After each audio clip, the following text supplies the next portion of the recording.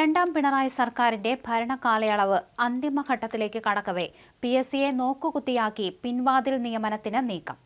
പഞ്ചായത്തുകളിലും നഗരസഭകളിലുമായി കരാർ അടിസ്ഥാനത്തിൽ ജോലി ചെയ്യുന്ന 1000-ൽ പരം ടെക്നിക്കൽ അസിസ്റ്റന്റുമാരെ പുതിയ തസ്തികകൾ സൃഷ്ടിച്ച് സ്ഥിരപ്പെടുത്താനാണ് നീക്കം.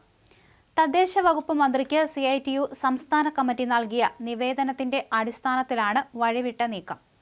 CITയുമായി അഫിലിയേഷൻ ചെയ്തിട്ടുള്ള കേരള ഗ്രാമപഞ്ചായത്ത് ടെക്നിക്കൽ അസിസ്റ്റന്റ് ഓർഗനൈസേഷൻ എന്ന സംഘടന സമ്മർദ്ദം ചെലുത്തിയതിനെ തുടർന്നാണ് മന്ത്രിക്ക് നിവേദനം നൽകിയത്. തുടർന്ന് മന്ത്രി ആവശ്യപ്പെട്ടത് പ്രകാരം ഇതിന്റെ സാധ്യതാ പരിശോധനയും ആരംഭിച്ചു. ഇത് സംബന്ധിച്ച് റിപ്പോർട്ട് നൽകാൻ തദ്ദേശ വകുപ്പ് പ്രിൻസിപ്പൽ ഡയറക്ടർ വകുപ്പിന്റെ ജില്ലാതല ഉദ്യോഗസ്ഥരായ ജില്ലാ ജോയിന്റ് ഡയറക്ടർമാർക്ക് കത്തെഴുതി. കരാർ ജീവനക്കാരെ സ്ഥിരപ്പെടുത്തുന്നത് സർക്കാരിന്റെ നയപരമായ തീരുമാനമാണ്. അതുകൊണ്ട് നിയമനം സംബന്ധിച്ച വിശദാംശങ്ങൾ കൂടി ഉൾപ്പെടുത്തി റിപ്പോർട്ട് നൽകാനാണ് ആവശ്യപ്പെട്ടിരിക്കുന്നത്. എന്നാൽ സർക്കാർ നീക്കം വിവാദമായതോടെ കരാറിൽ നിയമിച്ചവരെ സ്ഥിരപ്പെടുത്താൻ സർക്കാർ തീരുമാനിച്ചിട്ടില്ലെന്നും ലഭിച്ച നിവേദനം തദ്ദേശ വകുപ്പിന് മന്ത്രി കൈമാറുകയായിരുന്നുവെന്നും മന്ത്രി MB രാജേഷിന്റെ ഓഫീസ് പ്രതികരിച്ചു.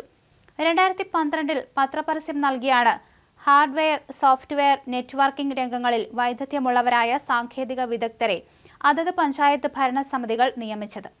തദ്ദേശ സ്ഥാപനങ്ങളിലെ ഗവേണൻസ് പ്രവർത്തനങ്ങൾക്ക് നേതൃത്വം കൊടുക്കാനും സാങ്കേതിക സഹായം നൽകാനുമായിരുന്നു നിയമനം.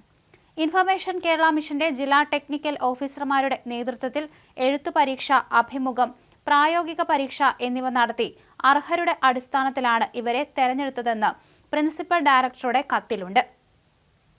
എന്നാൽ നിയമനങ്ങളിൽ ചിലത് രാഷ്ട്രീയ സ്വാധീനത്താലായിരുന്നുവെന്ന് ആക്ഷേപമുയർന്നിരുന്നു. ടെക്നിക്കൽ അസിസ്റ്റന്റുമാരുടെ വേതനം 2020 ജൂലൈയിൽ 21,850 രൂപയിൽ നിന്ന് 30,385 രൂപയായി വർദ്ധിപ്പിച്ചിരുന്നു.